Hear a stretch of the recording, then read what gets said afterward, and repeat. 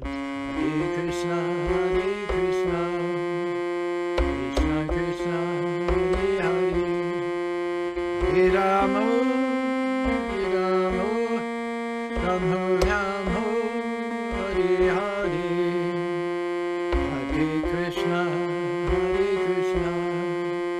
Krishna Krishna, Hare Hare, Hare Rama, Rama, Rama Rama, Hare Hare, Hare Krishna, Krishna Krishna, Hare Hare, Hare Rama, Rama Rama, Hare Hare, Hare Krishna, Krishna Krishna, Hare Hare, Hare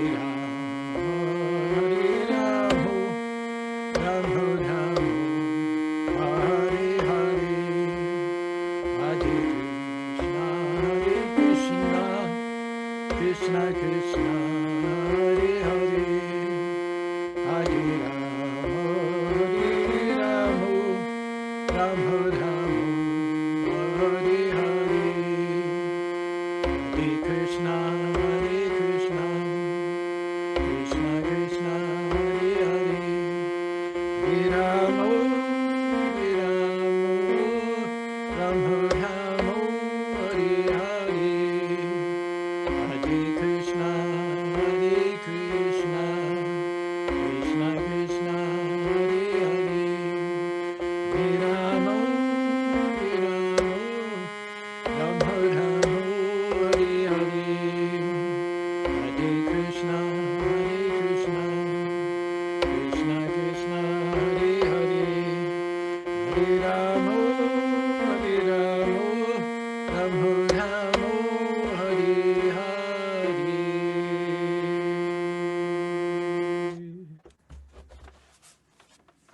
Krishna. Ram Shri Prabhu, please go ahead. You can introduce Prabhuji. Yeah, thank you very much, Prabhu. Welcome everyone. Welcome to International Society for Krishna Consciousness, Bergen County. Our founder Acharya, His Divine Grace Sri Bhaktisiddhanta Swami Srila Prabhupada ki jai. Hi. Wish you all very happy New Year 2021. Thanks a lot everyone who joined us today's Wednesday Sangha, and a warm welcome to those who are joining us first time tonight. So we are very fortunate to have our guest speaker tonight, who is pioneer in promoting and conducting Utah Festival of Colors. His Grace Charudas Adhikar Prabhu ki jai.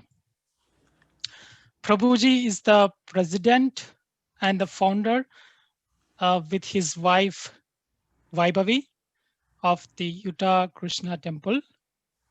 He has served as the president in the Temple of Sydney and Melbourne, Australia from 1971 to 75, Berkeley, California, 1975 to 78, as well as the director of life membership at Los Angeles Temple 1980 to 87. Prabhuji also served as the president and founder of the KHQN radio in Spanish Fork, Utah 1982 to 2005. He received a Bhakti Shastri degree in Vaishnava studies in 1977. Prabhuji also famous for his rap. With your inspiration, Prabhuji, we were able to present one Hare Krishna rap during our December 31st celebrations. Prabhuji, we hope to hear some rap from you tonight as well. So let us take the advantage of Prabhuji's association, and I request you all will be ready with your questions when we open the floor for question and answers right after the class. Without further ado, let's unmute ourselves and join me in welcoming His Grace Charudas Adhikar Prabhuji by chanting Hare Krishna Mahamantra. Hare Krishna, Hare Krishna, Krishna Krishna, Hare Rama, Hare Rama, Rama Rama, Hare Hare. Prabhuji, Thank you please for that proceed. wonderful introduction. The best part of which I like was the invitation to do a rap. Thank you all. I think this is the fourth time I've been honored to be with you. Om Agana Timiranda Syagana Salakaya Chaksurun Meritam Yena Tajmai Shigurve Maha Sri Chaitanya Marabubi Stam Stapitam Yena Bhutare Sayam Rupa Karamayam Darati Swaparantikam Vande Ham Sri Guru Siyatha Parakamanam Sri Gurun Vaishnavam Shah Sri Rupam Sagadanam Sahagana Raganatipam Sampajayam Devam Sadvaitam Savadutam Paridana Saitam Krishna Chaitanya Devam Sri Krishna Chaitanya Prabhu Nityananda Sri Advaita Gadadhar Sri Vasari Gaur Bhaktavinda Hare Krishna Krishna Krishna Hare Hare Hare Rama Rama Rama Hare Hare. I don't actually know if there's a rap song that fits with our topic tonight, so why don't we just do one before we get too far afield in one area or another. Is it okay if I just do one in the beginning? You ready for this? Yes. Okay.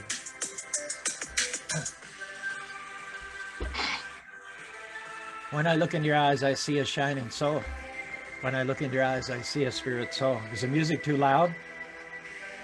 Is the music It's a okay? good, Prabhuji. It's good. It's good level? Okay. Yeah. When I look into your eyes, I see a shining soul. When I look into your eyes, I see a spirit soul. See a soul that's never born, a spark that never dies. It yearns to fly back home, back to the spiritual skies. Flame of light and love gives life to the machine. A candle never snuffed, subtle, sublime, unseen. For the soul, there's no beginning, ending, there's none. Smaller than the atom, brighter than the sun. When I look into your eyes, I see a shining soul. When I look into your eyes, I see a spirit soul. See a soul that's never born, a spark that never dies, yearns to fly back home, back to the spiritual skies. From dust you come, to dust you go, was not spoken of the soul. Spotted like a set of clothes, wears out and gets disposed. The inner self continues when the outer body ends, like flame from wood, sparks ascending, transcending dark matter, blending with the sky, invisible to the naked eye. You cannot kill, nor can you die. You cannot burn, nor can you fry. Soul cannot be scorched by any blaze. No water can drown the spirit. No wind can make it fade. You cannot cut another, nor can you bleed. Soul is eternal, unborn, a seed, indivisible, indestructible, forever free from birth, death, old age, and disease.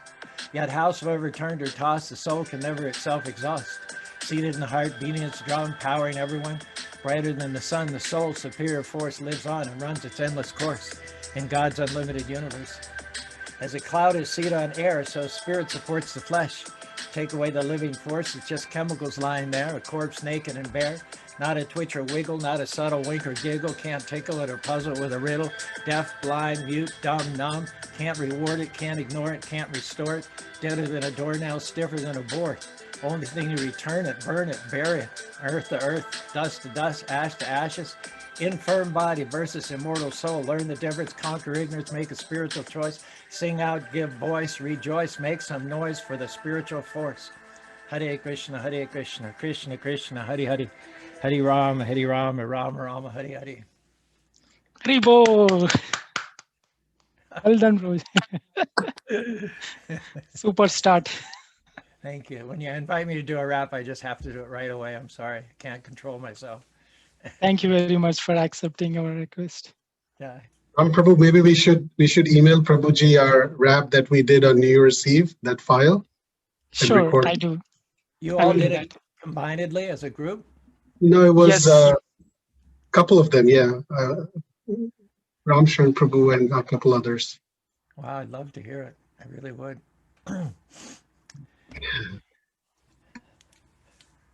I suggested and Ramachandra approved because it's almost proverbial. People make New Year's resolutions to try to improve themselves in the future.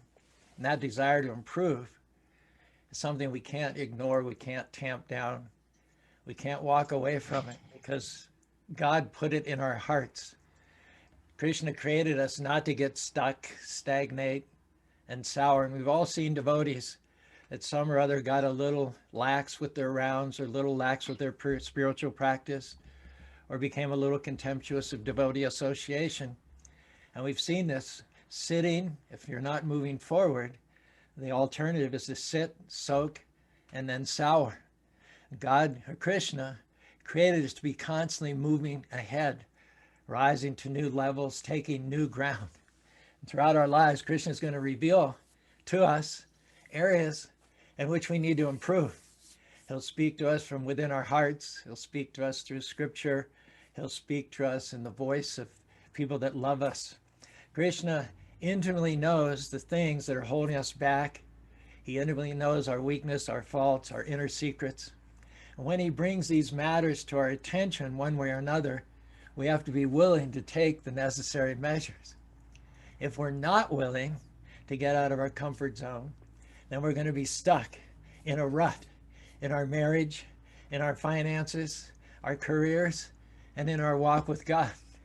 If you casually disregard the advice of Scripture, ignore the small, still voice from deep within your heart, or downplay advice from well-wishers, you're just not going to become everything that Krishna created you to be. Sometimes we think, I know I should forgive that person, but they hurt me so bad. I know I should get in shape, but I don't have the time. I know I should quit working such long hours and spend more time with the family, but I need extra money. I know I should get out of bed earlier and chat my rounds, but it's hard because I like to watch late night TV. I know I should go to the temple on the weekend, but I'm so tired. Our message tonight is that it's so important to heed Krishna's promptings for improvement. Everything that God tells us is for our own good. It may be difficult in the beginning, but in the end, it gets us closer to his divine presence. Yatara Garvishamaya Parinamimok Tatsukam Satbikam Sukam Atma Buddhi Prasadedam. Poison in the beginning, but nectar in the end. On the other hand, staying the same, not moving forward, settling where you are, ignoring your higher self, it may seem like nectar in the beginning, but in the end, it's like poison. Visyandri Shamyogal Yatara Gripit Parinama Vishamaya Tatsukam Rajasamsrikam. The former is happiness in the mode of goodness, the latter is happiness in the mode of passion. And Krishna is only asking us to heed him, to obey him, for one purpose, and that is so that he can release more of his favor in our lives. Our question is, are there things in your life that you know you should be dealing with, but instead you've been putting them off? Maybe you're ignoring hints about getting your finances in order, about arguing with your spouse, or making peace with that coworker, dealing with an anger problem. Maybe you need to cut down on the sweets, lose some weight. Maybe during the morning commute, you need to listen to Krishna tapes instead of Rush Limbaugh. Maybe this message is in itself a reminder not to put it off any longer. Pay attention to what Krishna is saying to you. Anytime that you obey the Lord, blessings are going to follow. You're sowing a seed which will grow, cause you to rise higher and higher. Like with any seed, it's not going to grow overnight. But at some point, in some way, down the line, you're going to see Krishna or God's goodness in your life to a greater degree. Our question tonight is, how high do you want to rise? How much do you want to continue to increase? Do you want to see more of Krishna's blessings? If so, the price of going higher, you have to be more disciplined. The higher you go, the more willing you're going to have to be to push down the flesh and follow what Krishna is saying. Maybe with some of you, Krishna is asking you not to spend so much time with those friends who are having parties with alcohol, cutting corners on honesty and integrity, minimizing the presence and the effect of the temple in the community. Well, you may want to put it off. You've known them even when you were in school in India. Your parents are close. You might be thinking, if I didn't have those friends, I'd be so lonely. Caru, they're not such bad people. Their bad conduct doesn't affect me, doesn't hurt me one bit. Can I tell you, you're playing with fire?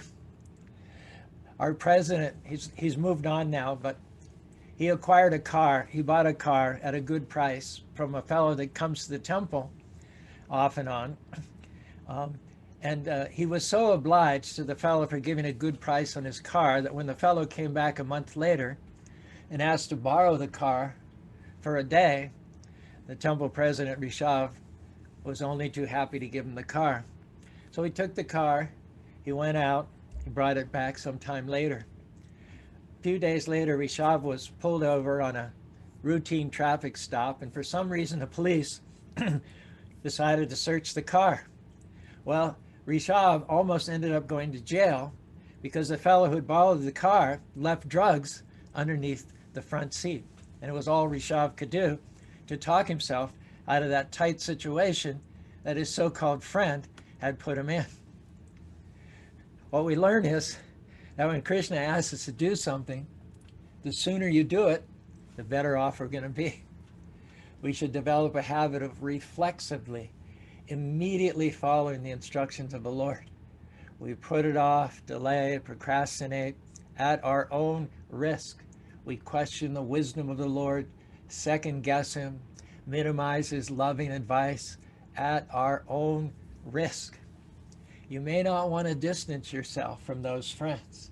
You're afraid you'll be lonely. However, the sooner you follow the advice of the Lord and start seeing less and less of those friends, the sooner the Lord's going to send you much better friends. The sooner you cut down on that bad habit, the sooner the Lord will enthuse you about cleanliness and an exercise program. The sooner you cut down on the sweets, the sooner you're going to start looking good in the mirror. The sooner you bite your tongue and allow your spouse the last word, the sooner you're going to have peace in the family. The sooner you start daily chanting the holy names, Hare Krishna, Krishna Krishna, Hare Hare, Hare Ram, Ram Ram, Hare Hare. The sooner you'll feel the fullness of Krishna's favor in your life. The longer we delay dealing with a character issue, the more difficult it becomes later on. You're always a lot better off obeying Krishna's promptings quickly. The moment you feel the tension, the uneasiness, the moment an alarm sounds, you need to move right away to take the proper steps. Childlike, we need to get into the habit of trusting Krishna to lead us in the best direction from our life. Imagine someone up on a balcony. You're walking down the middle of the street. This person's up on a balcony looking down, seeing you as a pedestrian, but simultaneously seeing a car speeding towards you from around the corner. They shout out to you, "Hey, jump to the sidewalk." Now, to save yourself from a great calamity, you need to follow their instructions right away. You can't doubt, hesitate, loiter where you are. Even though you personally cannot see the danger rushing towards you, cannot with your physical senses discern it, you need to yield to that person who has a better vantage point than you. Krishna says, Vedaham samadhitani vartamani chara bhavishani mam tu vedana kasana. Krishna sees around the corner. He sees down the block. He sees across town. He sees past, present, and future. He's in the hearts of all living beings. He knows what your enemies are going to do even before they themselves know. And he is Suridam Sarvabhutanam. He is your best friend, your well-wisher. He's got your back. The sooner you learn to trust and obey him, the sooner you're going to be saved from all kinds of dangers. In a purport to the 49th verse, 13th chapter, 3rd canto of the Srimad Bhagavatam, Prabhupada says, a devotee who constantly engages in the service of the Lord is awarded all knowledge necessary to achieve the supreme. Hare Krishna, Krishna Krishna, Hare Hare, Hare Rama, Rama Rama, Hare Hare. I heard about a ranger at the Yellowstone National Park. He was leading a group of hikers. And he was so intent on telling the hikers about the local flowers and animals that he considered the static on his two-way radio distracting. Switched it off. About 45 minutes to an hour later, a breathless messenger came running up to the group. He asked, "Why haven't you been responding to the calls on your radio?" The ranger said, "What's the big deal?" He said, "A grizzly bear has been stalking your tour group for over an hour, and we've been desperately trying to reach you to warn you of the danger." So what do we learn from this? That whenever you tune out the messages that Krishna is sending you, you put not only at risk yourself, but your loved ones and those around you as well.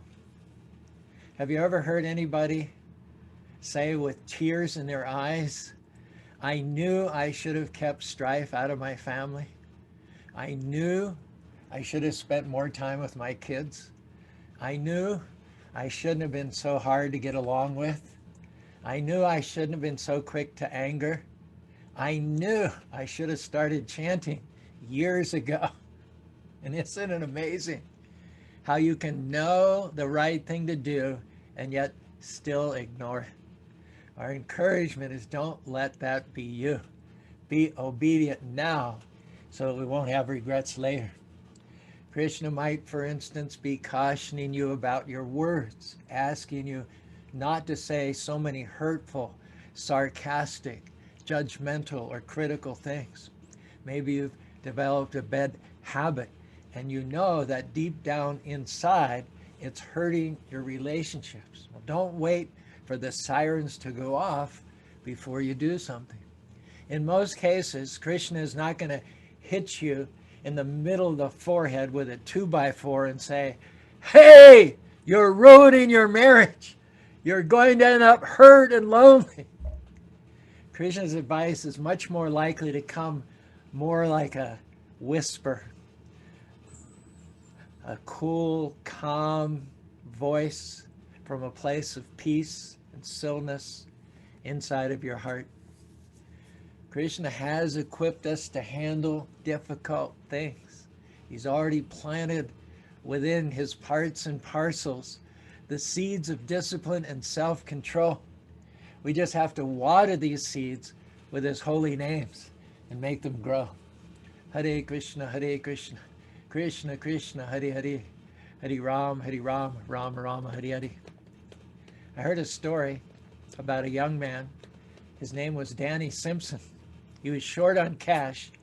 So one day he took a pistol that he had inherited from his grandfather and he went and robbed a bank. His heist netted $6,000. Shortly thereafter, Danny was arrested. Now, at his trial, two noteworthy things happened. One is that he was sentenced to 6 years in prison. Second thing is that the authorities discovered that the inherited gun he used was an antique Colt made by the Ross Rifle Company in 1918. It was worth somewhere in the range of $100,000. Did you get that? Danny robbed a bank for $6,000, all the time holding a gun in his hand worth $100,000. Now, do you think Danny had regrets? I imagine he did.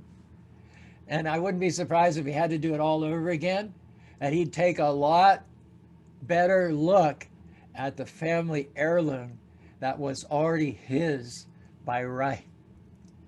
Similarly, don't miss your treasures that are right at hand. Krishna has embedded skills, talents, and abilities in each and every one of us. He's already packed our bags with everything we need. Didn't forget anything, didn't leave anything out.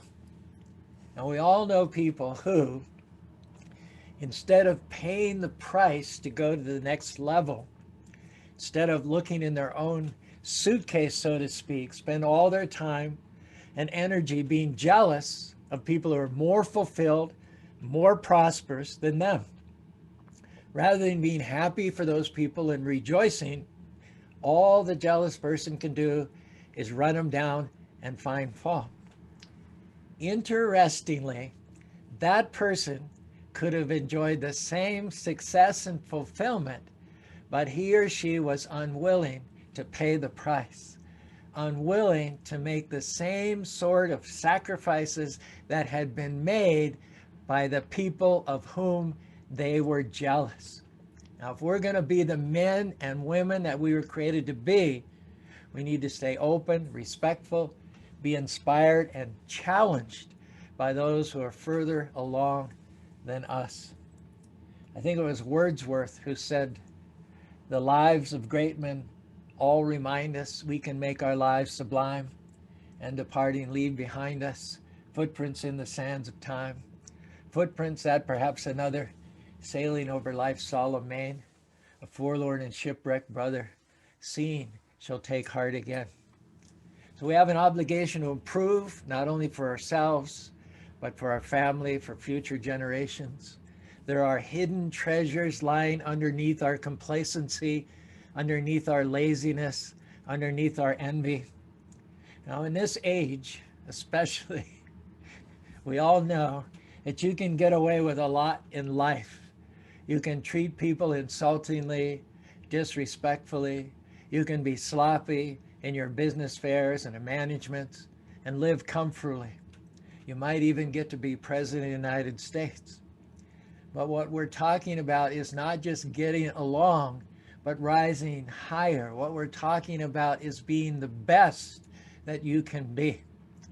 Prabhupada says in a purport to the 4th verse in the 1st chapter, 2nd canto of the Srimad Bhagavatam, we have got this rare and valuable human form of life. We should utilize it to the highest degree of perfection. That is Krishna consciousness. Hare Krishna, Hare Krishna, Krishna Krishna, Hare Hare, Hare Rama, Rama Rama, Hare Hare. One of the most fascinating people in United States history was a black gentleman named George Washington Carver. He was born as the son of slaves. He was born into the system of slavery. As such, he could have settled where he was, wallowed in self-pity, come up with any number of excuses for not rising higher. But he never allowed his thoughts or his actions to be enslaved.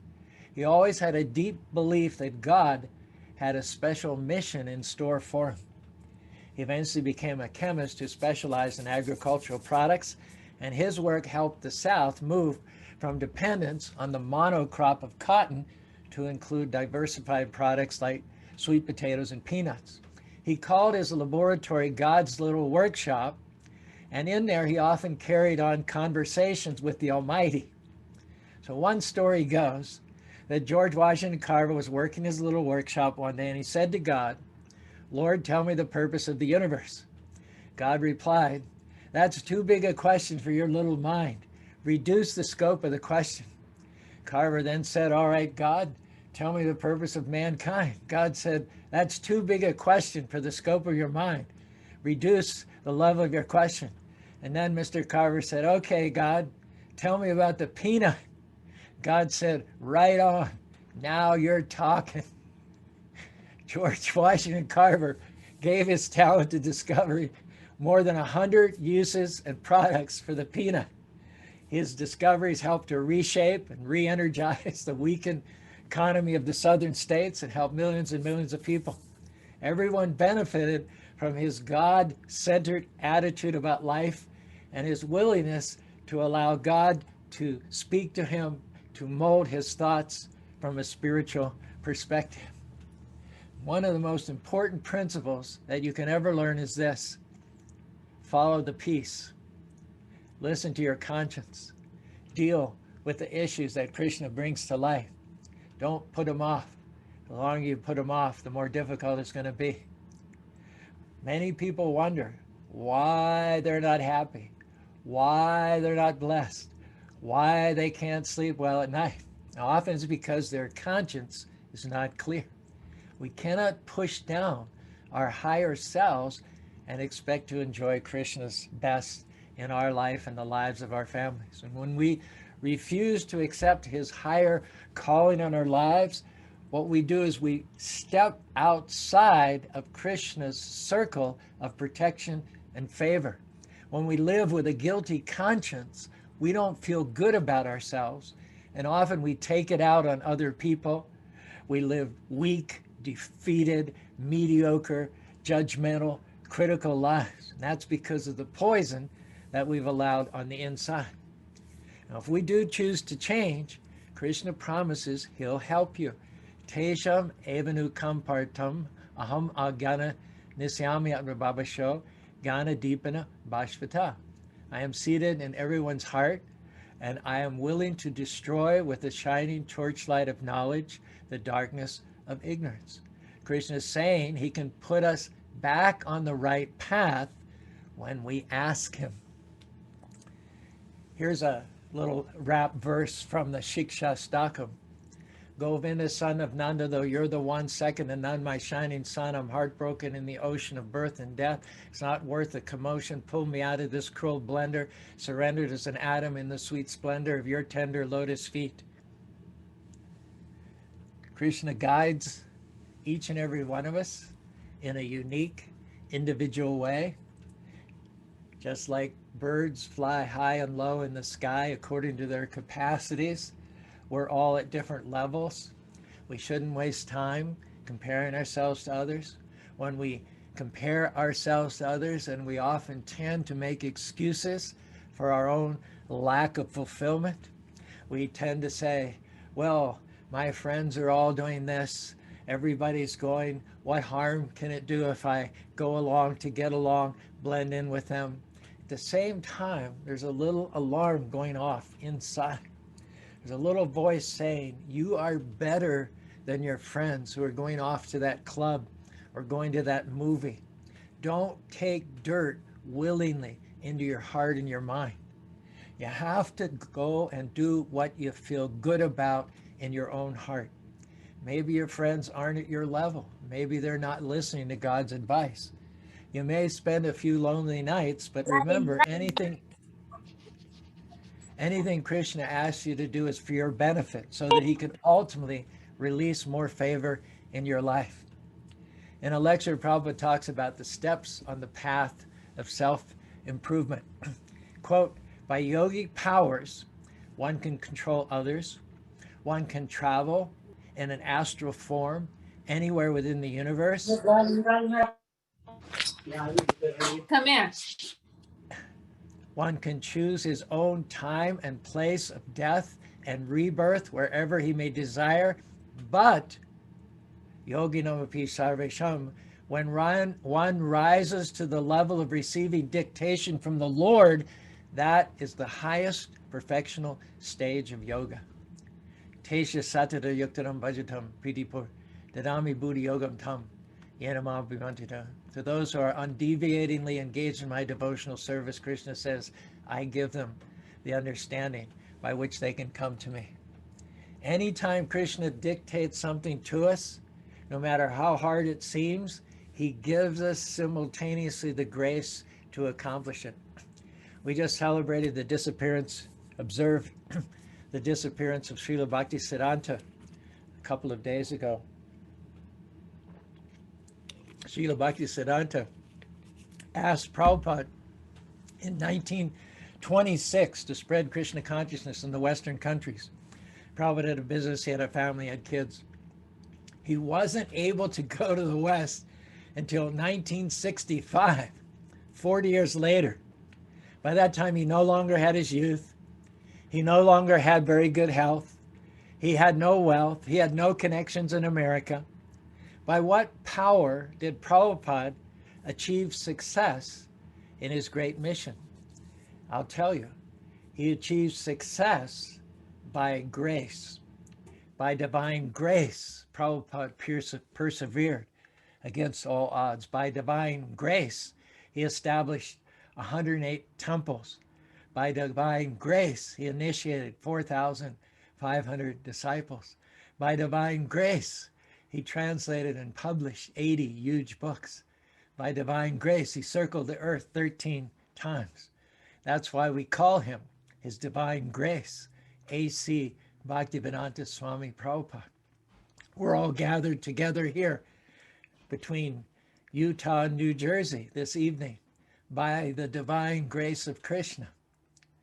And if we're honest this evening, we'll have to admit that Krishna has a abundantly blessed us, even though we've pushed him far down from first place in our lives. Even though we haven't particularly cared for his instructions to date, he's still shown us his goodness in 1,000 different ways. Would it not then make the most perfect sense to try on this New Year's occasion, 2021, to improve, to dial him in better?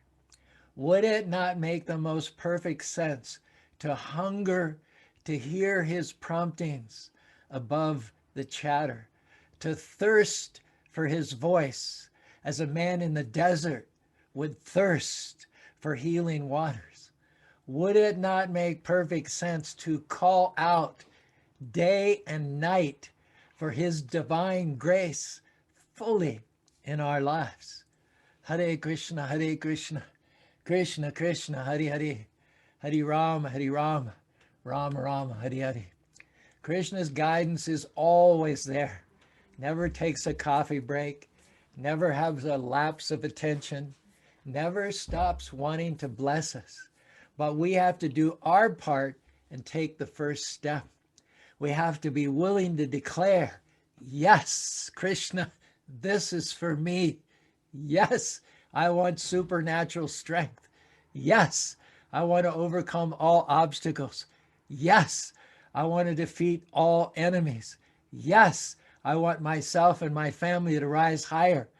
Yes, I want to take my obedience to a higher level. Yes, I want my loved ones to experience an unprecedented degree of favor. Krishna has great things in store for all of us. We just have to not get stuck in a rut and settle for mediocrity. Pay attention to the small, still voice on the inside. Deal with the issues that Krishna brings to light. Learn to obey quickly. How high we go in life is directly related to how fully we follow Krishna's instructions. He's preparing us for great things. His plan is to take us further than any of us ever thought possible. Now, don't be surprised when he asks you to pick up your bags. He's already packed them with everything you need, and he intends to take you to places that you could never go on your own. In this life and next life, he's prepared to promote you back to home, back to Godhead. Hare Krishna, Hare Krishna, Krishna Krishna, Hare Hare, Hare Rama, Hare Rama, Rama Rama, Hare Hare. Jai Ho. Any questions or comments?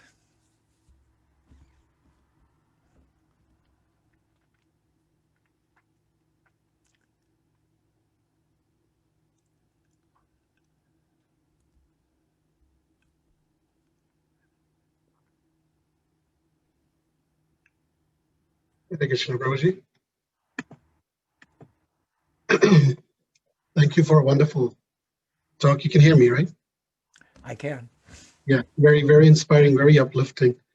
In fact, I have a friend on the call who was very tired, just came from work, and he was, I'm just going to listen in, and just seeing you, just hearing you got so charged up that he came on the video, and he was like, I'm not moving, I'm not budging from here. So that in itself shows that how inspiring you are, even to myself. So one question is that, we talk about resolutions and all, and this comes up many times that, yes, I want to do good. I want to be a better, I want to be a stronger devotee. And I'm trying everything. So, I'm doing my japa. I'm going to wake up for the morning program. I'll do morning sadhana. I'll make it strong. But then as the day goes along, I tend to forget and tend to fail at some point, either in my dealings with individuals or my dealings by myself, or taking care of my senses and doing things I shouldn't. So why? Like I'm chanting, I'm reading, I'm attending programs 3, 4, 5 times a week, but still I fail. Every day I fail. What is the reason? Two thoughts come to mind. One is that, we can't, although we're talking about obeying and being strict and sheltering in Krishna's instructions, it's still a gradual process. The bottom line is make sure you're moving forward. Identify the areas in which you need to come up higher and take small steps and document them some or other, whether it's a journal, a sticker on your refrigerator, or whether you and your wife compare notes, or you may have a friend in whom you confide. Just make sure that you're not in the same spot now that you were 12 months ago, and that 12 months from now, you're not going to be in the same spot again. First thing is to identify areas in which you need to improve, and then you need to figure out, where is Krishna directing me? Who else, for instance, in my congregation might be strong in that area? Who can I confide in? If someone has a strength in an area I'm weak, then by associating with that person, then I'll assume their strength. That's the beauty of living in a community. None of us has it all. Some of us are stronger in some areas and some of us are weaker in other areas. But when we combine as a community, not only do we become complete and whole, not only as a community can we take care of everything from sweeping the floor, making flower garlands, to fixing the car, to giving lectures and building a new temple, as it may be, but as individuals also we become complemented by others in the community. And that's not only so that we can get the practical day-by-day work done, but that togetherness also helps us assume the overall strengths of the community. So just, I think two things. Just don't expect too much. Don't be hard on yourself.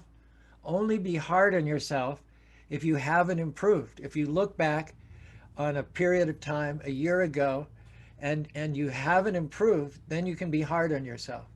But don't be hard on yourself in areas where you're not perfect. None of us are perfect. In fact, if you look at Mahabharata, you can see plenty of imperfections in the pure devotees of Krishna. You can see imperfections in Yudhishthira, you can see imperfections in Bhima, you can see imperfections in Arjuna. Certainly Akura had an imperfection or two, but they were totally devoted to Krishna, and they were totally dependent on Krishna, and they looked to Krishna to improve them in areas that they needed to improve. And it's also a fact that sometimes we make mistakes which are part of Krishna's plan. Maharaj Parikshit came and something he would have never normally done, it was just totally out of character, that when the sage didn't give him a glass of water, he did something that he would normally never do. This was not a personality flaw on the part of Maharaj Parikshit. He garlanded the sage with a snake and went away. That was prompted by Krishna. That was part of Krishna's plan. So don't be hard on yourself because you're not, perfect in all respects. Take baby steps, constantly moving forward, and document it. Not only documentation helps you to keep focus, but you can look back, and where there's been progress, you need to pamper yourself. You need to celebrate. You need to pat yourself on the back and celebrate the progress that you've made in Krishna consciousness. Krishna would want you to do that. And don't forget, I know you personally, and I'm just in awe of you. I have so much respect and admiration. You're doing so much. So don't let one or two little things that you do shade all the magnificent things that you do. Or one or two things that you don't do spoil your own satisfaction and fulfillment at all the things that you do. Thank you. Another follow-up question is that how how do we're all busy, of course, everybody's working grihasthas. We don't have any brahmacharis on this call. Everybody's serious, hence we can see on a Wednesday night, late night, people are on the call. And intentions are all good. We want to learn, we want to become Krishna conscious, we want to get free from this, all the pangs and sufferings that comes along with having this body. But then at times there's discipline that is missing. Discipline as in, we tend to bring our same habits into our spiritual programs. For example, if I'm working, I'm listening to something else. If I'm working, I'm talking to somebody else. But when it comes to japa, when it comes to reading, when it comes to a Zoom call or in-person calls, I'm still multitasking. And in that, I see that many times devotees would miss out on the essence or message that comes from Krishna through the speaker or through the book or through the japa. It just becomes so much of a habit that we try to mix and match so many things and then expect us to progress spiritually. So how to discipline ourselves and give that time just for Krishna conscious activities and not multitask? Is it just planning? What is it? Krishna conscious, first of all, you have to realize it's a priority, not only in terms of making our life successful and getting free from dukkhalayam asasvatam, going back to home, back to Godhead. Not only is it a priority in that sense, but it is a priority in your family affairs. It is a priority at the office. There is no area of your life in which Krishna consciousness should not be a priority. Arjuna wasn't talking to Krishna in the temple. They weren't chanting japa after Mangalarti. It was on the battlefield under the most stressful situation. And Arjuna was, let's admit it, he was practically suicidal, isn't it? Nachashayo napasami, hatbaswajam, nakanksam, vijam krishnam, nacharazam sukanicha. Arjuna was down, down, down in the dumps. And then by application of Krishna consciousness, he put aside his confusion, he got focus, he got his strength back, and he proceeded to go ahead and do his duty. So whenever you're in a forum, whether it's a Zoom call or chanting your japa or listening to a class, prioritize that. We know that those of us who are the best, the most successful, we know that your success comes from focusing on the task at hand, not, Vyavishatmakubhi ekakara bahushakaya nantascha buddhyavayashayana. The most successful are the single-pointed and not those who are consciousness is splayed all over the board. So when you're in a Krishna conscious forum, always, like how many of you right now have a little note taker or some means of jotting down any interesting point or anything that interests you? Well, I only see, in my screen, I only see 1, 2, 3, 4, 5, 6, but at least three out of the 6. The other 2 screens are dark. When, the Krishna conscious knowledge, the nectar dripping from the mouths of devotees is so valuable and so rich that it really can apply in almost any situation, at the office, at the gym, at work. If you are Krishna conscious and you have a worldview which is flavored, colored with a Krishna conscious perspective, you're going to be the best at your office, you're going to be the best husband, you're going to be the best wife, you're going to be the best leader. It's just the nature. Raja Vijaya Rajaguyam Povitam Paramamuram. If you see things in a Krishna conscious way, then basically you see everything and nothing remains unseen.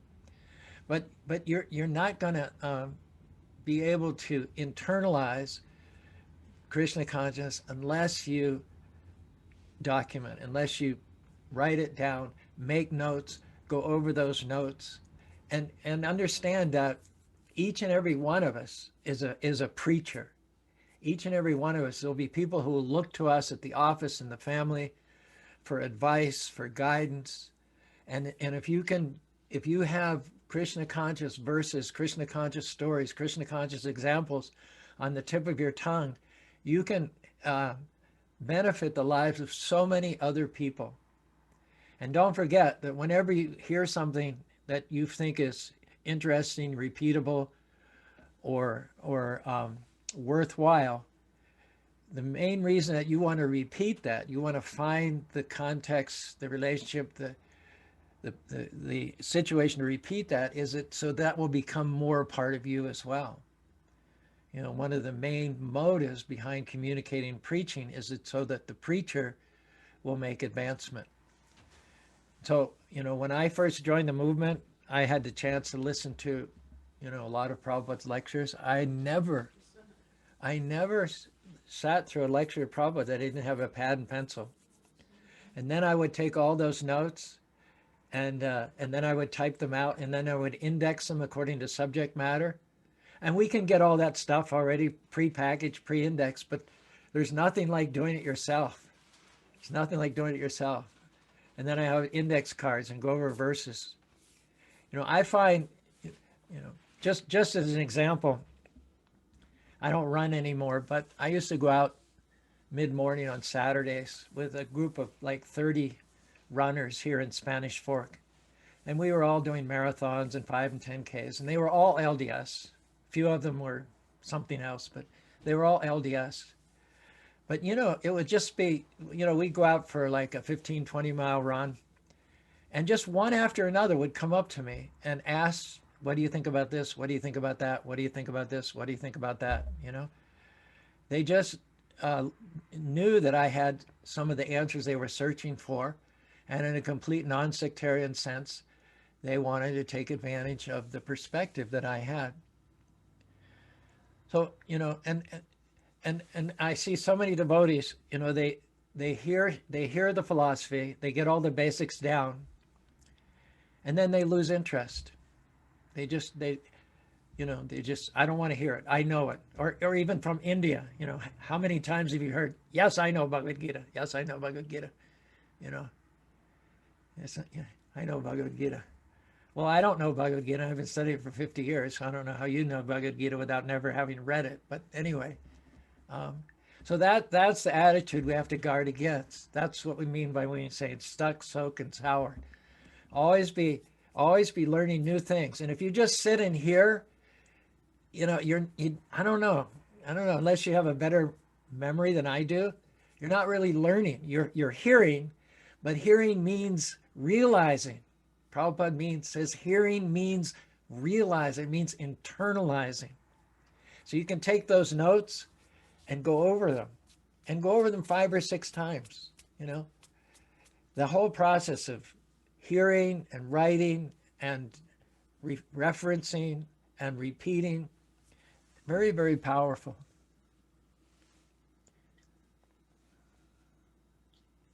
Thank you so much. Prabhuji, I have one question online. So a question from Rukmavati. She's asking how to not feel pressurized with services and do everything in the right mode. Pressured by what? Time, abilities, other devotees? Maybe I guess most like a hectic, maybe too much. In the temple, you mean, or balancing work with temple? Because I've never been in a temple where things are particularly hectic. Usually the hectic comes from outside the temple. But is she saying hectic in the temple? She mentioned services, so I assume yes. Yes, Prabhuji. It is services at the temple as well as at home. It is balancing is a little difficult. So how do we, now this is a COVID situation, but you know, after everything is back to normal. Isn't it a nice counterbalance though? Things are always hectic. You have children, I assume, and maybe have a job yourself. So you've got a lot on your plate, but isn't the time spent at the temple kind of a break, kind of a a nice change from home and work and all? Yes, it is. Well, take advantage of the time at the temple, because Krishna, you know, if here's the key. If it makes you peaceful, that's Krishna. If it makes you peaceful, that's Krishna. Someone may say, well, Arjuna wasn't peaceful. Actually, he was. Actually, Arjuna was peaceful because for him, fighting a battle was peaceful. Krishna is basically indicating to Arjuna that for you, fighting a battle, you're going to be more peaceful fighting a battle than going off and living in an ashram.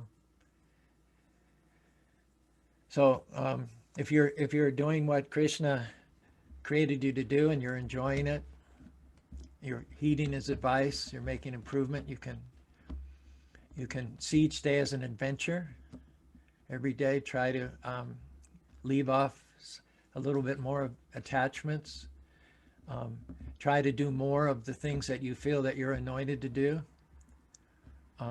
Congratulate yourself for victories, even small victories. And yeah, I don't know, you know, I never had any kids, so I don't really know about hectic. When I do a color festival, it's pretty hectic. Yeah, I mean, it's pretty hectic. But the thing is, I'm very much at peace because I just love it. I love everything about it, you know. So sometimes we say hectic, but when we're doing something we love and we're even more busy, it's not hectic because we love doing it. So relish your time at the temple because it's by definition peaceful, and in other areas, try to do the things that you feel that Krishna wants you to do. When you chant, try to listen to that small, still voice from within you. Krishna is directing you. He is talking to you. Just try to focus a little bit more on hearing what he's trying to say. Maybe there's another devotee lady that's in your same situation. She has kids, she has a job, she goes to the temple, but some or other she's more peaceful. You know, maybe ask her, like, how do you do it? You know, what goes through your mind? You know, what makes you tick? You know, take advantage of devotees that are stronger in other areas that you might be a little upset over. Devotees are our greatest asset. Everything we need is right here, right in our devotee community. We just have to learn not to be so absorbed in our own problems and the things that we're struggling with, but we have to be observant of, well, if I'm struggling, there's two ways you can react. You can just be all wrought up and uptight in and of yourself, trying to deal with it within your own. But maybe Krishna is asking you to look around at the other devotee community. There may be some other Madhajis who are just as busy, if not busier than you are, but some rather they're coming from a place of peace. And so you want to spend more time with them. Ask them more questions. Make them your friends. Just a few thoughts. That helps. Thank you. But just one thing, follow the peace. Follow the peace. It may be hectic now, but don't follow the hectic. Follow the peace. Yes, I will try. All right. Thank you, Prabhuji. Hare All Krishna. right. Hare Krishna. Gopal Govind Prabhuji, can go ahead. Hare Krishna Prabhu, very nice class, or rather like whole class appears to me like a rap. The way you spoke, everything was like a sequence and like a song kind of. Very nice. My question actually relates to this dilemma we, most of us, or actually I'll speak for myself, that the speculative mind versus Krishna's instruction, both coming from the heart. How do we distinguish that two?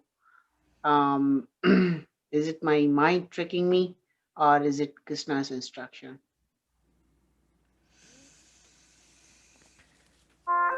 I mean, if somebody tells you something about yourself, you know if they're on or they're off, because nobody knows yourself better than you do.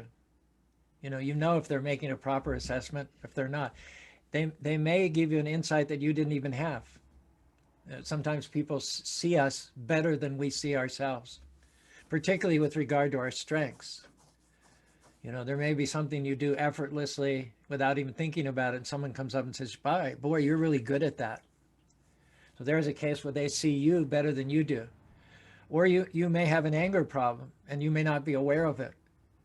And you won't listen to your wife or all, but maybe a coworker says, you need to work on this, or you need to maybe see somebody about it. So, I don't presume to identify what's wrong with other people. And I think your mind is also totally disqualified to analyze you and come up with a solution. The mind is, when I think of the mind, I think of Gollum, in Lord of the Rings. Gollum. The mind is just creepy crawly. The mind is your worst enemy in most cases. And the things that your mind are going to tell you are generally not on a par with the things that Krishna tells you within your heart. It shouldn't be that difficult to distinguish between the musings of the mind and the promptings of Krishna from within your heart. Now, if you're talking about intellectualism, the intellect rather than the mind, well, that we have to be guided by scripture, impersonalism versus impersonalism. But I don't think that the things that the mind tells us are constructive on the whole. I think if we listen to Krishna and let Krishna guide our intellect, and then our job is to keep the mind under control, to keep it focused on doing Krishna conscious things and not allow it its own independence, because it'll always work contrary to our spiritual advancement. The mind and the body have been used to having their way for so many lifetimes that until you bring them under control and subjugate them by the exercise of Krishna consciousness, evam buddhi param buddha samstavatma jahi satam mahabhavo yam daryate jagat. One has to learn to control the lower self with the higher self. So in one sense, I don't necessarily agree with your question that the mind is actually going to come up with some alternatives that you would seriously consider. What do you think? Okay, let me give you an example. What I was thinking might be funny, might be too much. For example, you want to buy a car, right? And your mind gives you an idea that you can be happy in a small car. But then, like your intelligence says that you can be happy in the small car. It's just A to B, right? But your mind tricks you. Get a nice car. After all, you're going to use it for the service. You're going to take the devotees here and there. Right? So you Right. end up taking that nice car and end up taking the burden of that and end up like going into the trouble going on forward. Are you Just an taking, example. are you carrying a lot of devotees now, or is that just Just giving something an that, example, a raw example. but let's say you are taking a lot of, maybe you're picking up some old people, 5 or 10 people, and taking them to the temple every day. So if you are doing that, then maybe a bigger car is a good idea. But if you aren't doing that, then your mind is just trying to trick you into a place where you spend more money than you have to for the wrong reasons. You have to work harder to make the payments. You get stressed out. You end up attending the temple less often on the weekends because you're too tired working to pay for the car. So in that case, the small car is clearly the best option. If it's just in the by and by, if you get a bigger car, then you'll take more devotees to the temple. No, you should be able to see through that pretty easily. Right. So such things happens, and yeah, obviously, most of the cases we can distinguish, but there are cases even in the japa also, like you're doing japa, and a call comes in, you take that call. Hey, this is devotee's call. Let me take it, right? But that could be deferred. That I can talk to No. that person after 1 hour. Yeah, just put your phone on airplane mode while you're chanting japa. That's all Right. you have to do. Like I said, Krishna conscious, the time we spend in Krishna it should be a priority. If we have quality Krishna conscious time, it'll help our performance in every other area of our life. But if we cut corners in the time we spend japa or the time we spend listening to speakers, you won't be happy with the results. You'll neither be the kind of person you want in material life, nor will you be making the kind of spiritual advancement that you need to be making in spiritual life. In other words, you'll be getting stuck by trying to do all this multitasking while Krishna consciousness. Yeah, absolutely. That's what it is. Thank you, Prabhu. Hare Hare Krishna. Prabhu. Gail Mataji. Hare Krishna, Prabhu. Thank you so much for the class. Yeah, a couple questions. One is, I got intrigued when you said that, people like Arjuna, Bhima, Akura weren't perfect. So normally you don't think of such pure devotees as having imperfections. So can you expand on that, please? Krishna says, Yata pravirti bhutanam yena sarvam shakamana siddhim vedanti manavaha. Siddhim means perfection. So what is this verse? How does this verse define perfection? It says, by worshiping me in all of your activities. That's perfection, is to be Krishna-centered.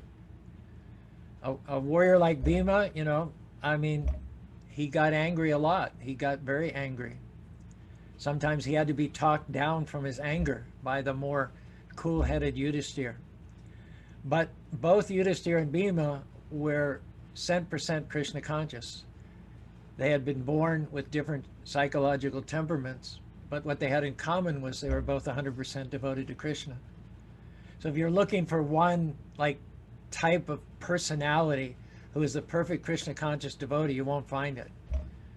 The perfection means to take what Krishna gave us and use it in Krishna's service. That's why Prabhupada established the International Society for Krishna Consciousness, because none of us is well-rounded, perfect, and complete.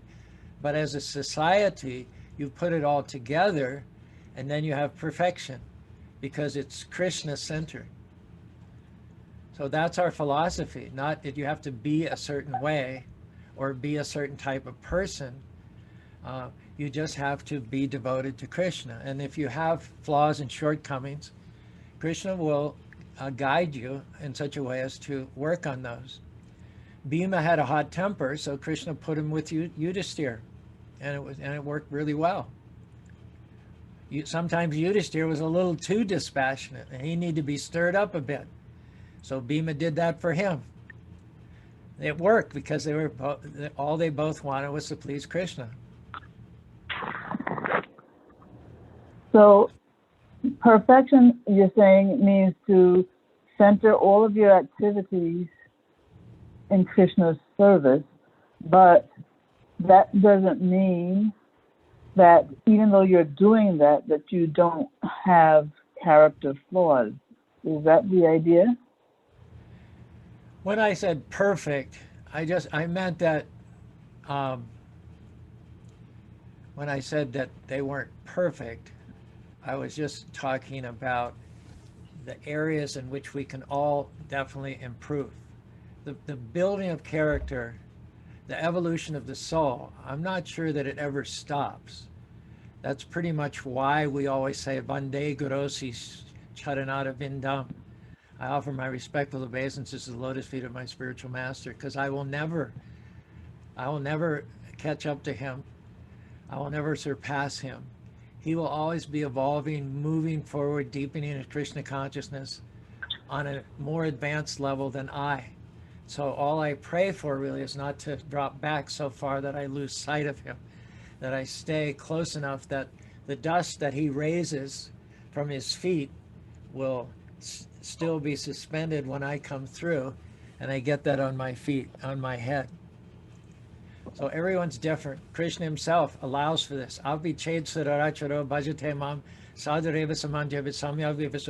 Even if one makes a mistake or commits an abominable action, still he's going to be considered saintly if he's rightly situated.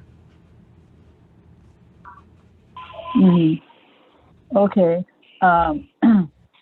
Yeah, so even though we might have all of our activities centered on Krishna, we always have room for improvement is the idea. Always have room for improvement. Yeah, it never goes away. It's built into the soul. Mm-hmm. No one thinks I've arrived. I'm a perfect devotee. We ever see a quote like that in the Nectar Devotion? Right. And also, thank you for that. Also, just one minor point. When you were describing that time when you would, I think, run with some other people, I think non-devotees, you said LDS. I didn't know what that stood for. It's Latter-day Saints, Church of Jesus Christ of Latter-day Saints. Okay. But we have fun with it. We say that in this valley, we're all LDS. That means loving devotional servants. Mm. Nice. Thank you, Prabhu. Very well. Thanks for your questions. Thank you, Prabhuji. Venkat Kiran Prabhu. Unmute. Can you hear me, Prabhu? It's a little soft, but I can hear you. Prabhakar Prabhu, just be hold on. The Venkat Kiran Prabhu is already ready. So I will, right after him, so I will give you a chance to ask question. Go ahead, Venkat Kiran Prabhu.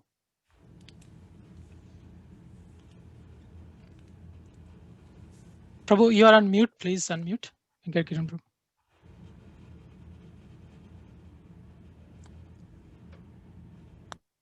How about, is it audible? Yes. Yeah, Good. Thanks for giving an opportunity. With a Krishna consciousness, how to know the purpose of our birth, in simple words, how to know our final destiny, and how can we use our soul to be more purposeful than unpurposeful before we leave this beautiful world? How can we realize and notice when Krishna sending a message or hint of our birth? It's explained. Ata Sri Krishna Namadi Nabhavedgran Sevan Mukhi Jivado Shwayameva Sparatyadaham. Says Krishna is in your heart and he's prepared to give directions. So the issue is really not that Krishna is not directing us, but the issue is whether are we listening? Are we receiving? Okay? So it's very clearly described who is eligible to receive Krishna's messages. Atasi Krishna Namadi Nabhavedgramindiyo Shevan Mukhidiyo Shayameva Sparatyadaham. The reason that we block Krishna's messages is because our senses are contaminated. We're engaged in a relationship with matter and the external objects of the senses. And so the first thing you have to do to basically get your receivers up is to start purifying those senses. Now, of all the senses, the tongue is the most voracious and difficult to control. If you can control the tongue, the other senses will fall into place. And therefore it is said, Krishna is heard, Krishna's messages are received most clearly and most loudly by those who are using their tongue in the service of Krishna. They're very powerfully purifying their senses through the tongue. And the tongue has two purposes, to speak and to eat. So when we speak about Krishna, chant Hare Krishna, associate and speak with Krishna as much about devotees, even at work, I mean, there will be ample opportunities to speak about Krishna at work as well, in most cases. And in the family, of course, you have unlimited opportunity to speak about Krishna with your children and your wife. And then eat only food which has been offered to Krishna. Have only eat prasadam. By doing those two simple things, both of which are highly pleasant, there's nothing difficult about either one of them. It just requires a little bit of self-awareness. We need, again, it's so helpful to annote these things. If you catch yourself, oh geez, I just had this whole conversation, I mean, it wasn't necessary. I just got sucked into it by this person. They triggered something about Democrats or Republicans, or the invasion of the Capitol building. You have to guard your tongue. And if you come to a point where, oh my gosh, I regret that last 10 minutes, just make a note of it. Just make a note. And just try to chip away at that. Just try to be a little bit more conscious, a little bit more guarded. Your Krishna consciousness is like a small tender plant in the garden. It requires a lot of care initially. You have to make sure the weeds don't get there. You have to feed it, nourish it. You have to fence it so that no bigger animal comes and tramples it down. So just try to be careful and diligent in those two areas, what you eat and what you speak. And then you'll hear Krishna's messages to you loud and clear. And there's two areas in which we can use what Krishna gave us to honor him. And one is, I call general, and the other is individual. In a general area, we're all Krishna conscious living beings. So we can gather for festivals, kirtans, for big holy days and feasts and Sunday programs, go out on Harinam. Everybody can do that. Every man, woman, and child can do that. And that's what I call general. And that also has the benefit of, helping in this area, because when you're with a bunch of devotees, you don't have to worry about a nonsense, hopefully you don't have to worry about, a nonsense conversation. And when you're doing kirtan or when you're doing sankirtan, and then when you get hungry, the temple is prepared prasadam. So not only is the general way that we could all serve Krishna very natural, it's pleasing, it's celebratory, and it's really safe. It's really insulated, But then there's the individual, how Krishna put his thumbprint on me. Sometimes we're working at a job just for the money. We may not enjoy the job. We don't like the company, but it pays good. But it's hectic, as one lady said, or it's stressful. Well, if maybe Krishna wired you a different way. Maybe Krishna gave you talents and abilities. Maybe you'd be a better teacher, than doing something else. Or maybe work in the nonprofit corporation, or maybe be in a different department in your company, or there may be certain qualities and attributes, treasures you might see that Krishna put in you, and he wouldn't have put them in you if he didn't want you to use them. So it shouldn't be too frustrating if you have a really good talent and ability. It's there because Krishna put it there and he wants you to use it, and he's not going to make it hard for you to do that. You know what I'm saying? All you really have to do is identify it. What's my strong point? We all have, someone said we have 700 talents and abilities, but there's 3 or 4 things that we do really well. So try to identify those, and then figure, don't stress out about it, because Krishna put him there. And he also has a plan. Like I said, Krishna doesn't tell you to do something without also giving you the grace. But we have to identify, what treasures Krishna put in us, what he's packed in our suitcases. And then it should happen quite naturally and peacefully, how Krishna leads us to using those more fully in his service. Thanks, Prabhu. Haribol. Dhanyavad. Prabhakar Prabhu, now you can go for it.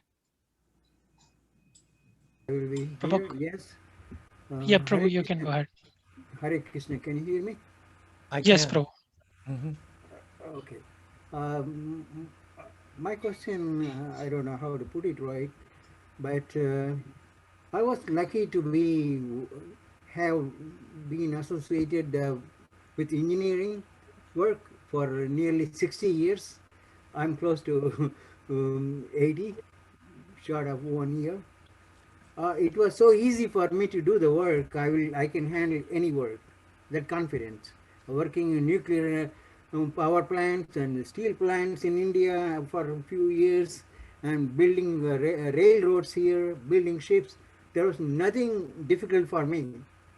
So I had a cakewalk, I should say. Good salary, executive position, and I had a lot of assistants. I got the work. Anybody will come trust my promise that I can do it. I got it. So I had the best opportunities. Then ultimately I had to retire. Even I visited Australia, New Zealand, all that, China. I went around. Then finally I found in the town where I live, Paramus, they were opening up a temple, ISKCON temple. So I just joined year back. Meanwhile, I realized that I have become pretty old, and how do I start in the new line of work? And when I was working, my interests were so varied that I am excellent in computers, excellent in finance and every way, stock market. But now I came to a point where I had to learn totally new discipline, to learn and practice and achieve some peace for myself, in Krishna consciousness. So what is your suggestion that I should be able to do that? And as far as writing notes, I am the best note taker. so what should I do? How can you help me? If you can. I'm not saying you should. It sounds like you're a pretty self-starting guy. Yes. I'm always reading. Yeah, I'm 74 myself, and what keeps me going and enthuses me is always like, I suppose technically you call it neuroplasticity. The danger is that everything calcifies, loses its flexibility, loses its mobility, and so the older you get, the more time you have to put in this area of self-improvement. A lot of people get it completely wrong. They think, well, I'm old, I'm losing my memory, I can't walk or run or write or remember as well as I could. That's not the time to lie down and die. That's the time to see what you're made of. Someone said, Yes. old age is not for sissies. So I don't run anymore, but I walk 14 miles a day, and I do from memory at least 700 slokas without referring to the book. And every week I try to learn 3 or 4 new slokas, and I try to use them. I do 6 or 7 online talks every week, so that forces me to do a lot of research in the database, and then learn more slokas, and then and use the slokas. Someone like yourself asked me a question, and you think, will I be able to answer the question? You kind of go into a terror mode. Who am I to answer the question of all these mature, talented people? But then you ask the question, and my mind goes to work, and from at least my perspective, it comes up with some sort of an answer. So it seems to me you could do just about anything.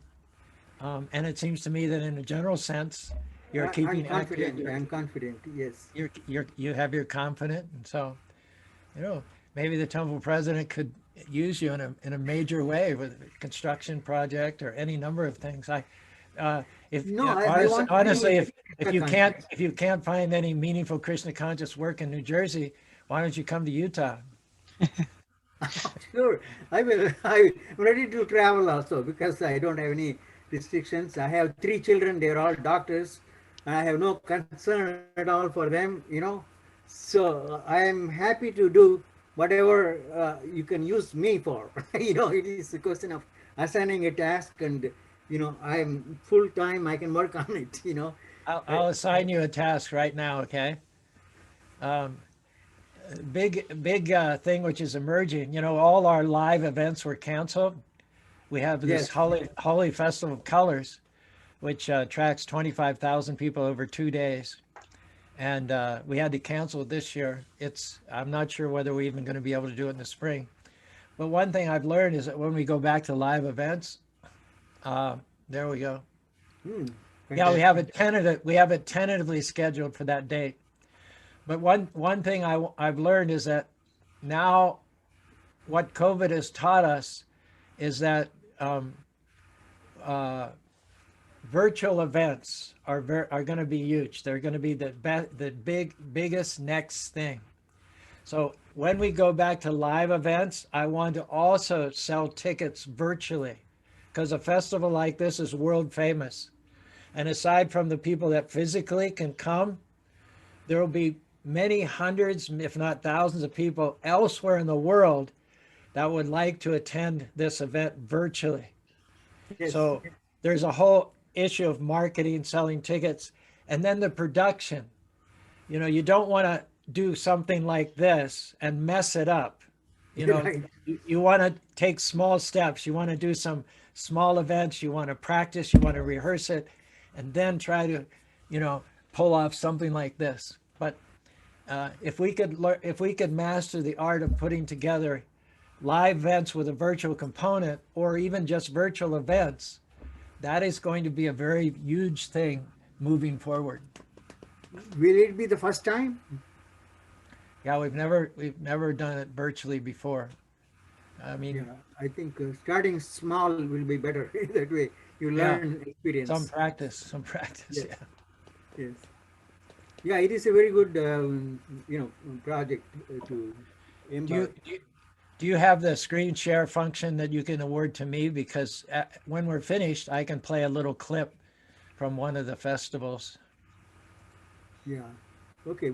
Sure, Prabhuji. We'll make you host so you can do that. We have a few people who are experts already in that line of work, what you're looking for. Okay. Need some help out here. Thank you very much. There you go. So Prabhuji, we have 3 more questions. Hope you have a time.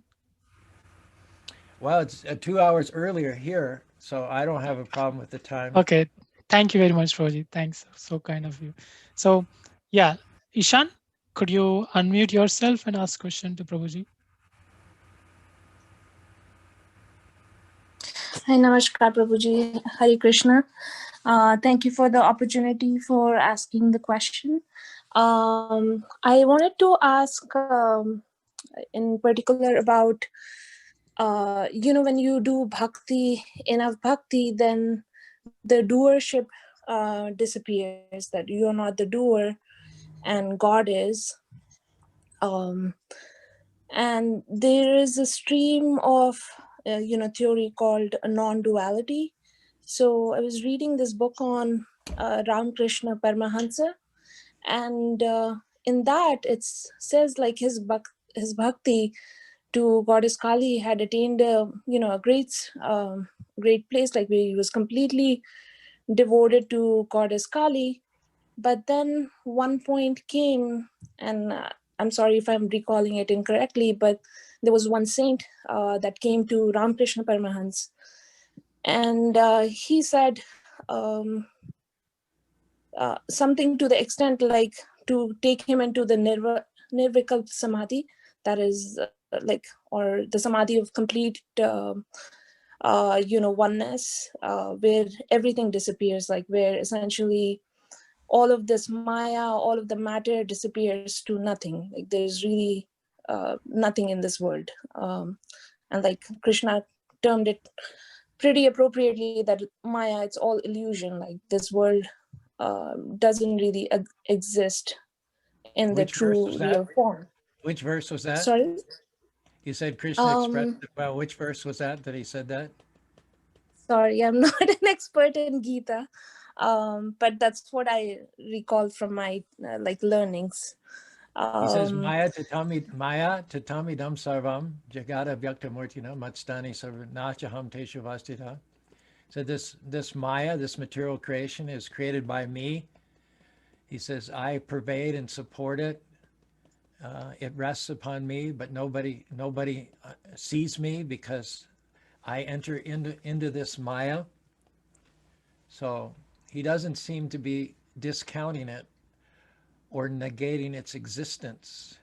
It is temporary. It's temporary. It's not on the same level as the internal spiritual energy. It's an inferior energy, but it nevertheless is an energy of the Lord, and the Lord pervades and supports it. So how can it be said to be non-existent? I see what you're saying. It doesn't endure. It doesn't exist eternally, but that doesn't mean it doesn't exist. And it's Krishna's Maya, so that gives it value in and of itself, because Krishna is the absolute truth. So nothing false can come from the absolute truth. Sometimes the monists, they say Brahma Satya Jagat Mithya. This phenomenal world is false, and spirit is true. But if Krishna is spirit and everything comes from him, if Krishna is the absolute truth, then how can his energies be false? Isn't that kind of insulting to Krishna himself? They may be temporary, but that doesn't mean they're false, isn't it? Like the temple is temporary. I mean, a temple might exist for 500 years or 1,000 years. It was earth before, and then when it eventually will be earth. But it's still a temple for 1,000 years. People are still going there, becoming God conscious and getting liberated. So it can't be said to be false, can it? Yeah, makes people sense. they're getting the benefit of the temple to achieve an eternal benefit.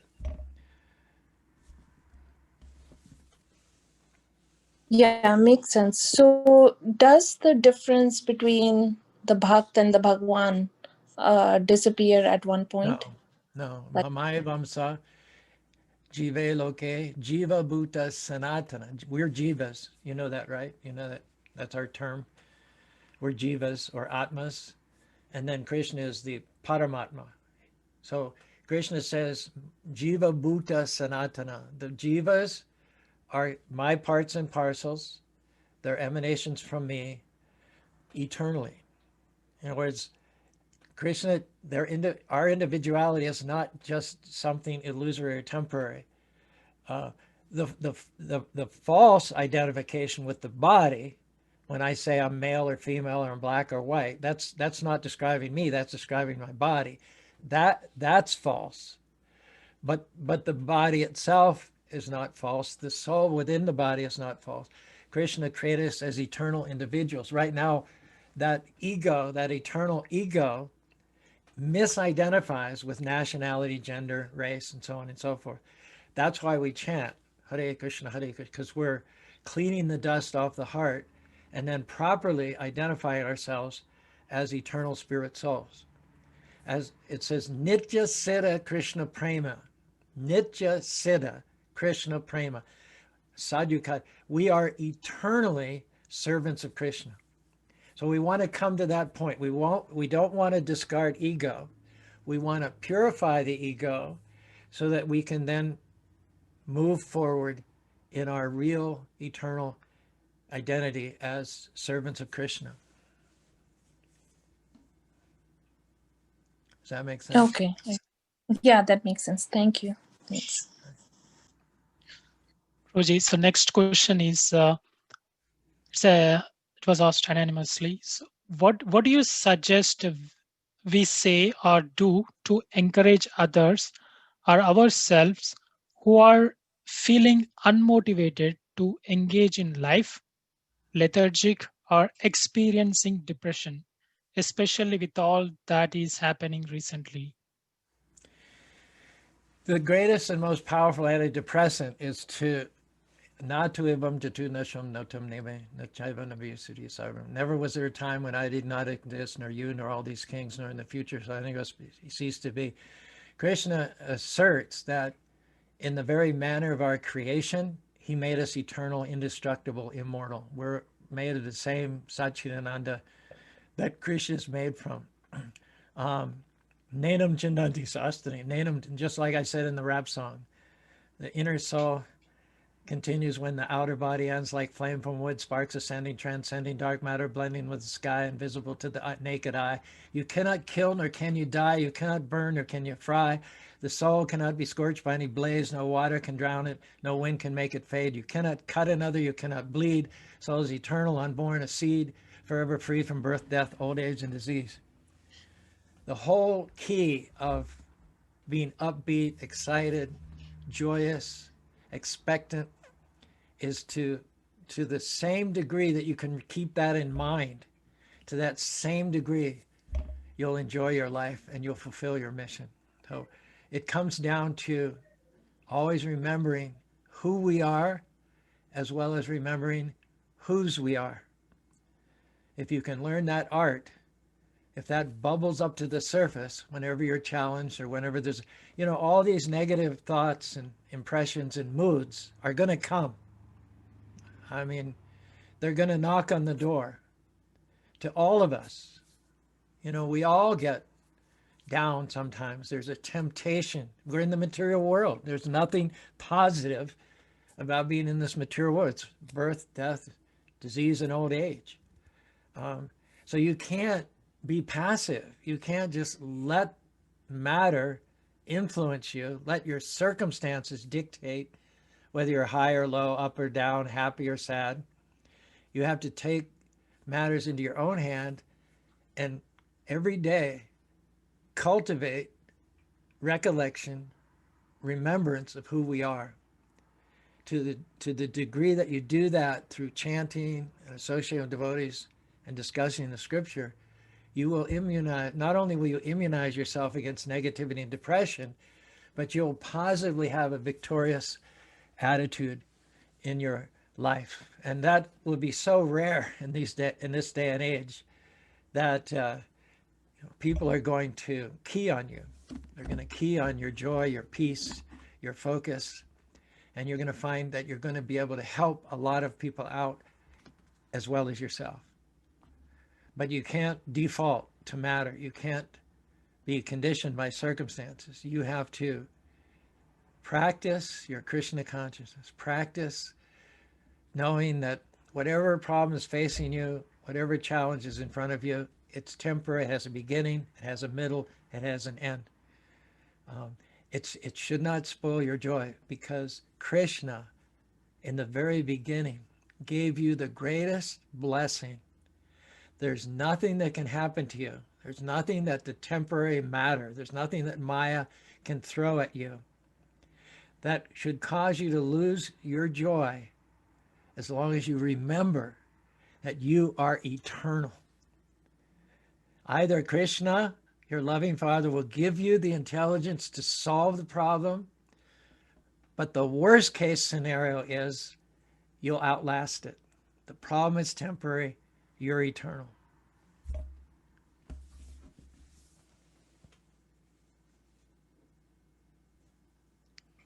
Very beautiful, Prabhuji. Thank you very much.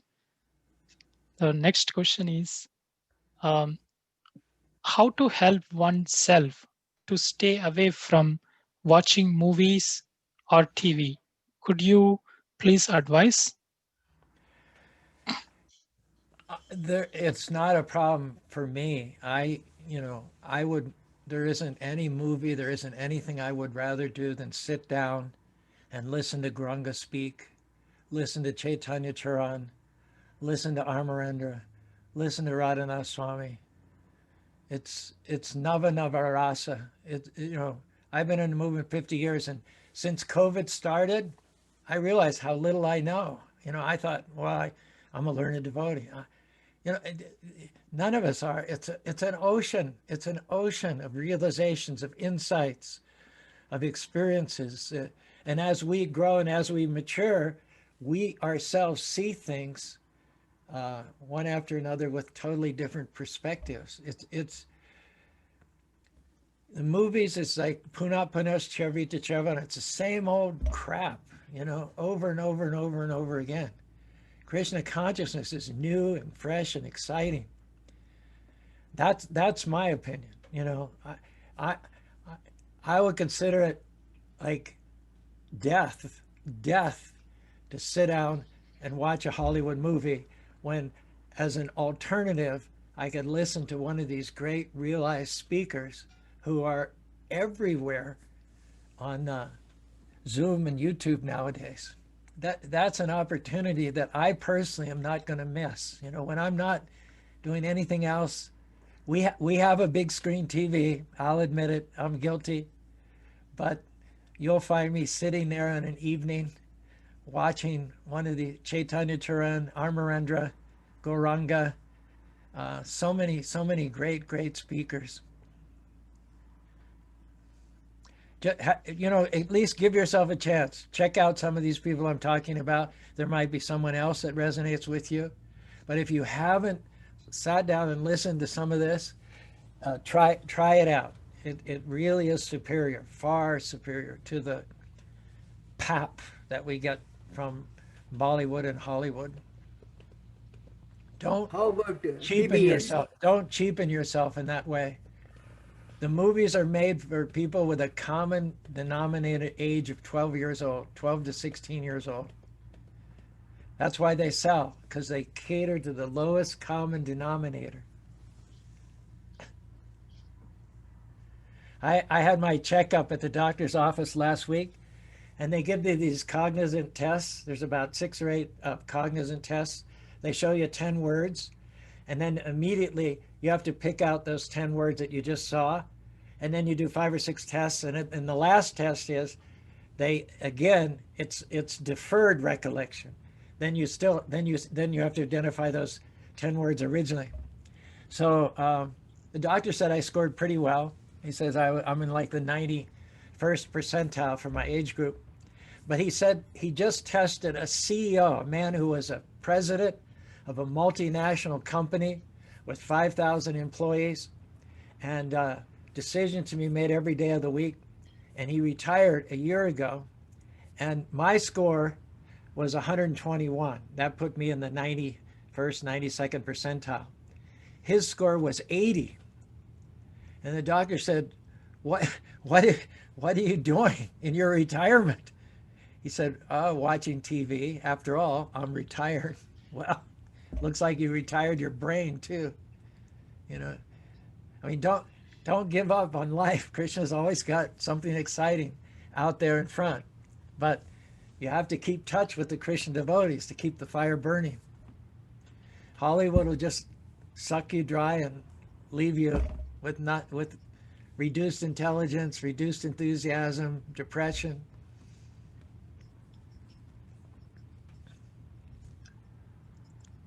Yeah, thank you, Prabhuji. This is the first time hearing that new view you gave, that movies are catered for 12 to 16 years. That's good to be conscious about before our mind tricks to watch something. Prabhuji, I have a quick last question. As per our psychophysical nature, our swadharma, as a Krishna consciousness practitioners, we are motivated to do something. Probably that is still a mixed devotion, but we try to do something. So here the mind goes two ways, like everyone has a certain quota abilities or something, so you cannot stretch more than that. So something like that tells. And also another view also maybe you are, by putting the cap by yourself, you are becoming a complacent. So how we can judge ourselves, or rather how we can intelligently measure ourselves, to what extent I can push. Krishna, you know, the dreams that you have in your heart and the abilities to accomplish them, God put them there. And he also arranged that if you decide to use them to honor him, he'll make the way. Look at Prabhupada. I mean, Prabhupada had no real assets from a material point of view, had no real advantages, but he did have a habit of stretching himself. He wasn't afraid to get out of his comfort zone and take a risk for Krishna. And of course, he was true to the dream that his spiritual master had awakened. It's kind of like, you know, you have a child in the womb, and then someone comes from the outside, and then in response to that person from the outside, the child kicks. So Bhaktisiddhanta identified that which Prabhupada was anointed to do, and he sent him off in that direction. But that was also Prabhupada's dream. That was who Prabhupada was, and Bhaktisiddhanta recognized that. And because he acted on that fearlessly and boldly and confidently, Krishna gave him grace and directions at every step of the way. And Prabhupada said, you know, all these young boys and girls were sent to me by my spiritual master. He never claimed credit. He never claimed proprietorship. But he stretched himself, and then he interpreted all of his success as having been as a result of taking a chance for Krishna, and then Krishna rewarding him. Just a simple example. You know, I don't know if any of you have this as an issue in your life, but I talk about friends. Maybe some of your friends aren't going where you're going. Maybe Krishna's telling you that you need to get new friends, more challenging, inspiring, Krishna conscious friends. And our tendency is, well, I'll hold on to these friends until I get the new friends. But it doesn't work that way.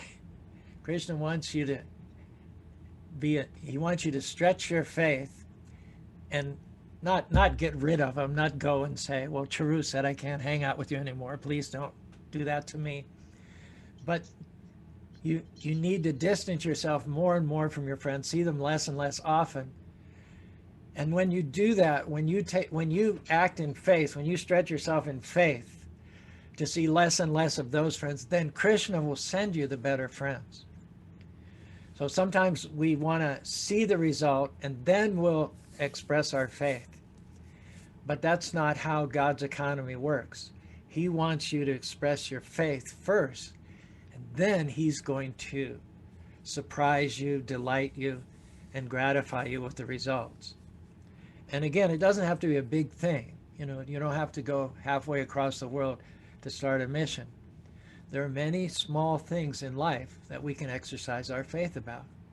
Taking notes, you know, keeping track, being aware of the areas in which we could do better, biting our tongue in order to keep peace in the family, cutting down on the sweets, working out a little bit more, chanting an extra round more than I'm doing now, trying to improve the quality of my rounds. You know, it's Krishna wants to see if he can trust you in the small decisions of life, and then if you pass those tests, he'll guide you to the greater things. But you're right, without stretching, Krishna won't appear in a meaningful way in your life. I mean, Krishna is everything. Everything we are, everything we have, the air we breathe is Krishna. But we're talking about realizing Krishna in a personal, intimate way. We're talking about having Krishna alive and active and articulate in our lives. Now, that's not going to happen unless you exercise, unless you trust him and allow him to then come in. It's like chess. We're waiting for Krishna to make the first move, but Krishna's waiting for us to make the first move.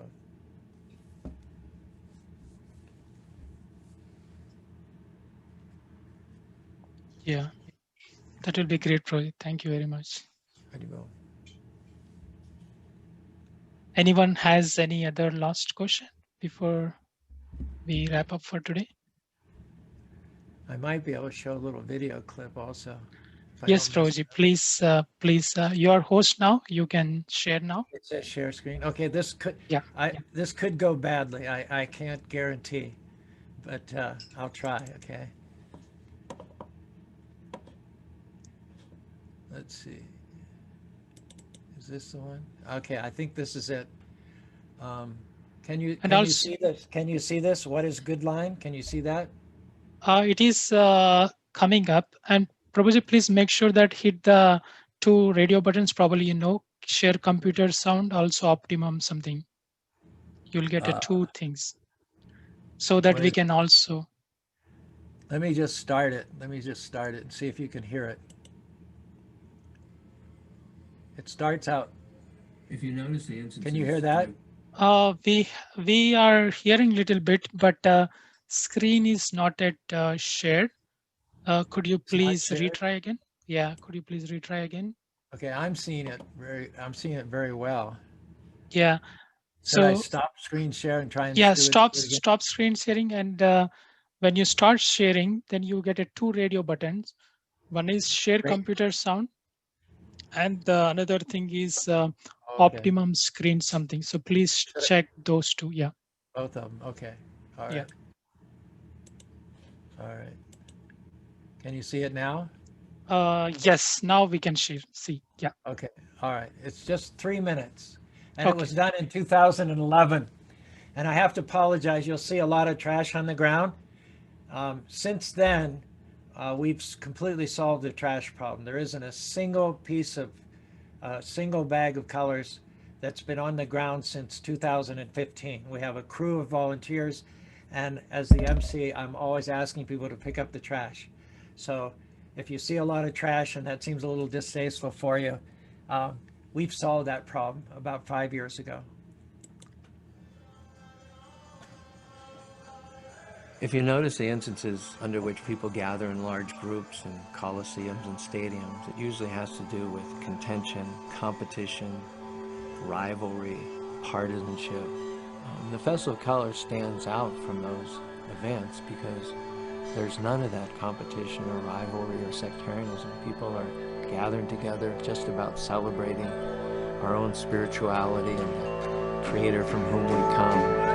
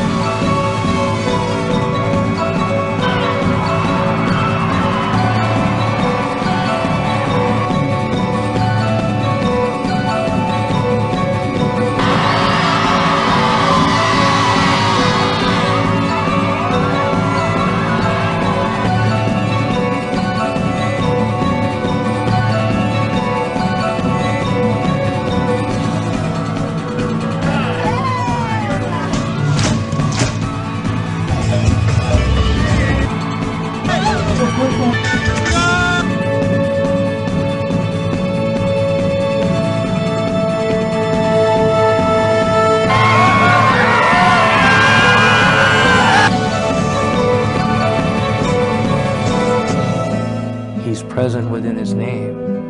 Whenever you're chanting any bona fide name of God, God is dancing on the tip of your tongue. Life becomes simple. It becomes streamlined and pared down to love of God and love of one's fellow living beings.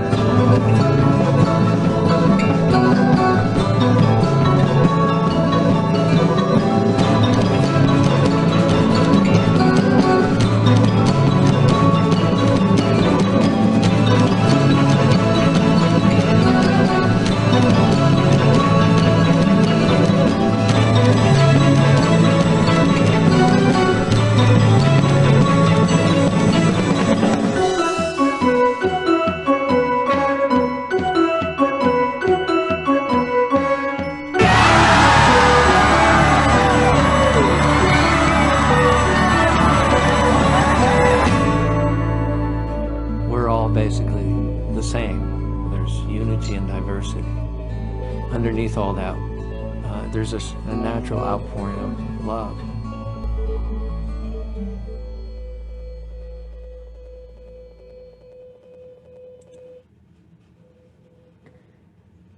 Very beautiful, Prabhuji. Very beautiful. Amazing. That was back when the festival was much smaller. Oh, yeah. In 2000 which year that was? That was 2011. 2011.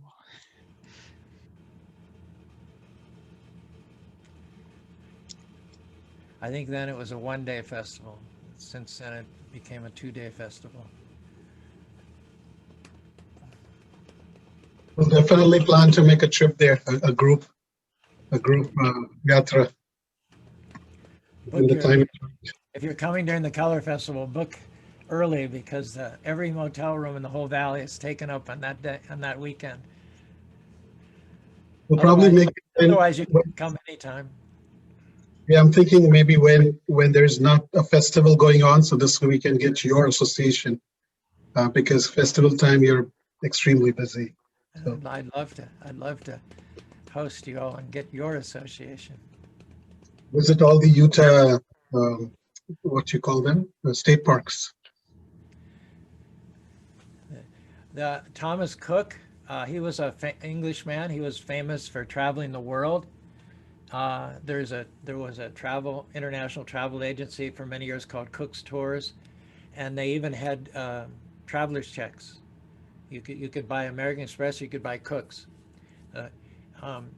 They asked him what were his 7 favorite places in America. He'd been everywhere, and of the 7 favorite places, 5 of them were in Utah. Oh. Such a stunning, Zion's, Moab, Bryce, Arches. It's wonderful, stunning. Krishna willing, one of the day soon in the coming years we'll be able to make a trip. Is it during snow time? Snow skiing? Now, yeah, a little bit. It's fine. There's like just a little bit of snow on the ground. It's maybe 30 during the day and maybe 15 at night. It's quite tolerable. Because I had an assistant. He would go in the weekend to Utah, snow, skiing, come back from Monday here to New Jersey, So I was saying, what is so big deal about going all the way there? He said the snow is so great. There's no other place, to find that kind of quality of the snow. Last weekend, a long weekend, New Year's weekend, we had a lot of Indians from all over America. They were all here on ski and this snow. This is a white person, but it's not only Indian, but whoever likes skiing, that would be the place to be. Okay, so before losing everyone, a quick announcement. Next week, Sunday, we have a wonderful class will be given by His Grace Advaita Kripa Prabhu. Lessons from the householder, lessons for householders from Sudama's pastime.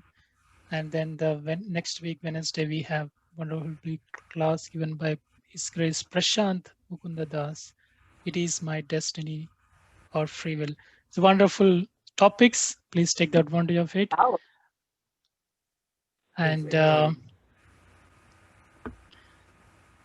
And thank you very much, Charu Prabhuji. It's a wonderful association and so much delightment, so many topics you touched upon, so you penetrated our hearts to the deepest level. So please, we were looking forward for more and classes from you, more words of wisdom from your mouth. It was my pleasure. It's my honor and privilege to spend time with all of you, exalted souls, and Ramachandra as well. Thank you for the opportunity.